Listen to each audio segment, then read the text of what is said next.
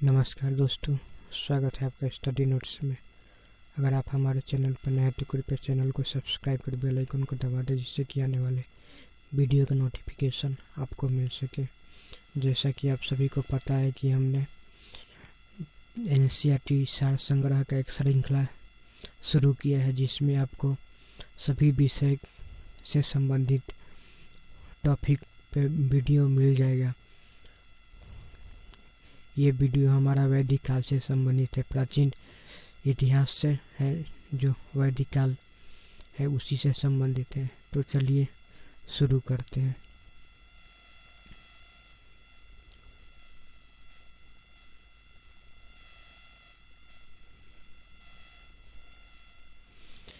वेद का शाब्दिक अर्थ क्या है? ज्ञान। सर्वाधिक प्राचीन वेद है ऋग्वेद। आर्य शब्द किसको इंगित करता है? श्रेष्ठ वंश को। ऋग्वेद में कुल कितने मंडल और सूक्त हैं? तो 10 मंडल और 1028 सूक्त हैं। त्रयी नामक किसके लिए प्रयोग किया जाता है? 3 वेदों के लिए उपयोग किया जाता है, ऋग्वेद, सामवेद और यजुर्वेद। यज्ञ संबंधित विधि विधानों का जानकारी किस वेद से प्राप्त होता है? यजुर्वेद से। 4 वेदों में से किस एक में जादुई माया और वंशीकरण का वर्णन है? अथर्ववेद में। उपनिषद किस परंपरा पर आधारित है? भारतीय दर्शन परंपरा पर। ऋग्वेद का कौन सा मंडल पूर्णतः सोम को समर्पित है? 9वां मंडल। अध्यात्मक ज्ञान से संबंधित नचिकेता और यम का संवाद किस उपनिषद से प्राप्त होता है? कठोपनिषद से। उपनिषद काल के राजा अश्वपति किस स्थान के शासक थे? केकई के। मोक्ष प्राप्ति के साधन की चर्चा किस वैदिक साहित्य में की गई है? उपनिषद में। वैदिक नदी आस्किनी की पहचान किस नदी के रूप में की जाती है?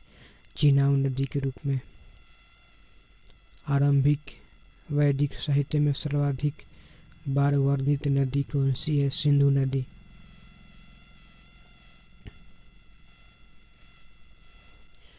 नोट्स में यह वैदिक काल में प्रमुख शब्द आधुनिक नाम को प्राचीन नाम, यानी गाय का प्राचीन नाम था अघन्य, जिसका वध न हो। राजा का प्राचीन नाम था गोपा। अतिथि का प्राचीन नाम था गोहंता, गोहन। धनी व्यक्ति का प्राचीन नाम था गौमत। युद्ध के लिए गविष्ठ, गेसु या गम्य शब्द का उपयोग किया जाता था। पुत्री के लिए दुहिता। अनाज के लिए धान्य शब्द का उपयोग होता था। मरुस्थल के लिए धन्व। उपजाऊ भूमि के लिए उर्वरा।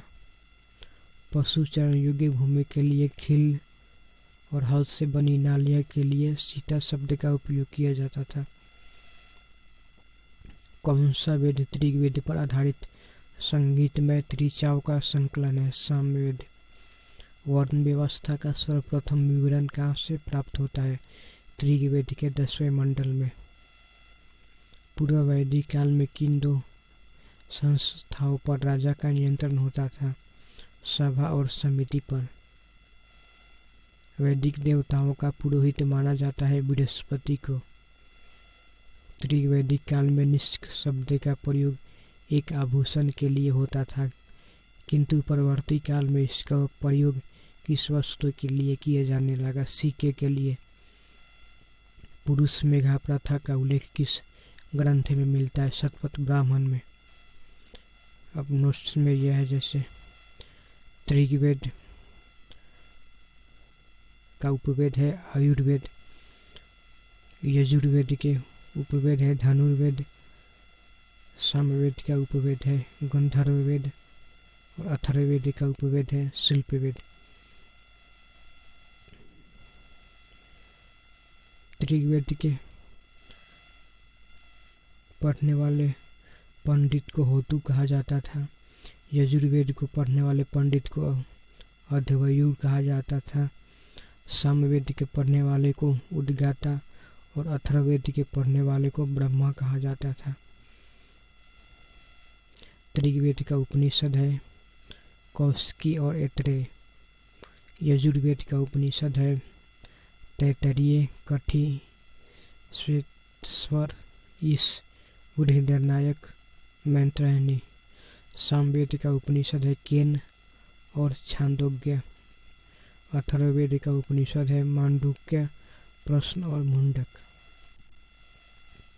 नोट: पारसियों के ग्रंथ है जिंद अवस्था में जिस अहुरमज़दा का वर्णन मिलता है वह असुरों का देवता है।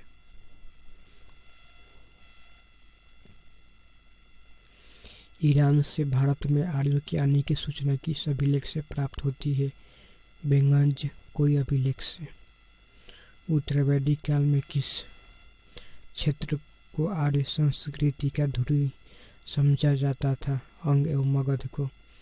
गौत्र शब्द का प्रयोग सर्वप्रथम हुआ था त्रिवैदिक काल में। नोट: त्रिवैदिक संहिता में दूसरे से सातवें मंडल तक सर्वाधिक प्राचीन माने जाते हैं, जिन्हें गोत्र मंडल के नाम से जाना जाता है। त्रिवैदिक काल में जनता का विश्वास था बलि एवं कर्मकांड पे। प्रसिद्ध दशराज युद्ध किस नदी के तट पर लड़ा गया था? परुष्णी यानी रावी नदी के तट पर। नोट: दशराज युद्ध का वर्णन ऋग्वेद के 7वें मंडल में मिलता है। आर्यों के जीविकापार्जन का मुख्य स्रोत था पशुपालन एवं कृषि। ऋग्वेद में उल्लेखित यव शब्द किस कृषि उत्पाद के लिए किया जाता था? जौ के लिए। वैदिक युग में प्रचलित लोकप्रिय शासन प्रणाली का क्या नाम था? वंशानुगत राजतंत्र प्रणाली। आयुर्वेद अर्थात जीवन का विज्ञान का उल्लेख सर्वप्रथम किस वेद में मिलता है? अथर्ववेद में।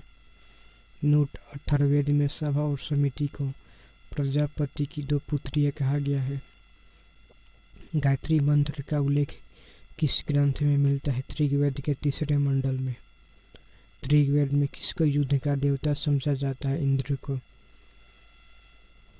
पूर्ववैदिक आर्यों का सर्वाधिक लोकप्रिय देवता था इंद्र। गायत्री मंत्र की रचना किया था विश्वामित्र ने। श्रीमद् गीता मूल रूप से किस भाषा में लिखी गई थी? संस्कृत में। सत्यमेव जयते शब्द लिया गया है मुंडकोपनिषद से। ये ऋग्वेद की नदियां हैं। इसका प्राचीन और आधुनिक नाम दिया गया है। वितस्ता नदी का आधुनिक नाम है झेलम। विपाशा नदी का आधुनिक नाम है व्यास नदी। दृष्टि नदी का आधुनिक नाम है घग्गर नदी। क्रुभु नदी का आधुनिक नाम है कुरम नदी। कुंभा नदी का आधुनिक नाम है काबुल नदी। सदानीरा नदी का आधुनिक नाम है गंडक नदी। आशिकनी नदी का आधुनिक नाम है चिनाब नदी।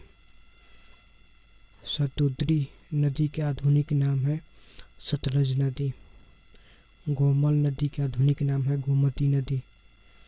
सिंधु नदी का आधुनिक नाम है सिंध नदी। सरस्वती नदी का आधुनिक नाम है घग्गर नदी। सुबोमा नदी का आधुनिक नाम है सोहन नदी।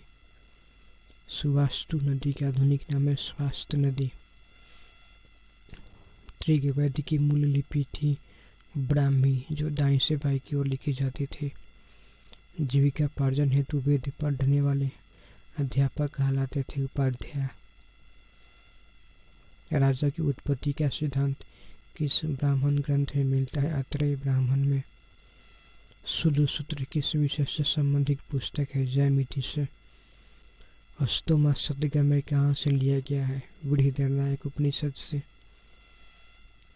चरक संहिता नामक पुस्तक किस विषय से संबंधित है? चिकित्सक से। याज्ञवल्क्य का गार्गी संवाद का उल्लेख मिलता है बृहदारण्यक उपनिषद में। वैदिक काल में लंबे समय तक अविवाहित रहने वाली कन्या को कहा जाता था अमाजु।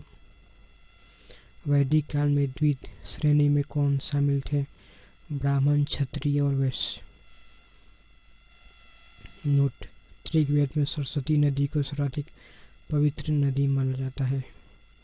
इसे नवीनतम और नदियों की माता की संज्ञा दी जाती है। तो चलिए इसको हम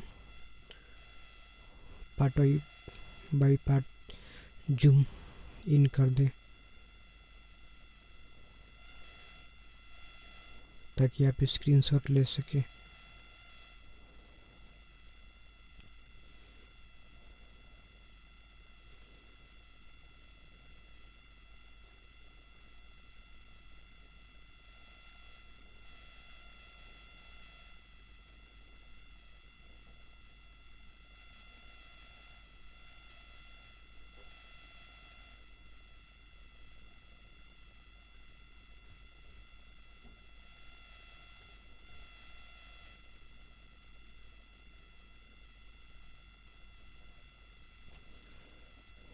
अगर आपको हमारा ये वीडियो पसंद आया होगा तो कृपया हमारे चैनल को सब्सक्राइब कर वीडियो को शेयर ज़रूर करें। धन्यवाद।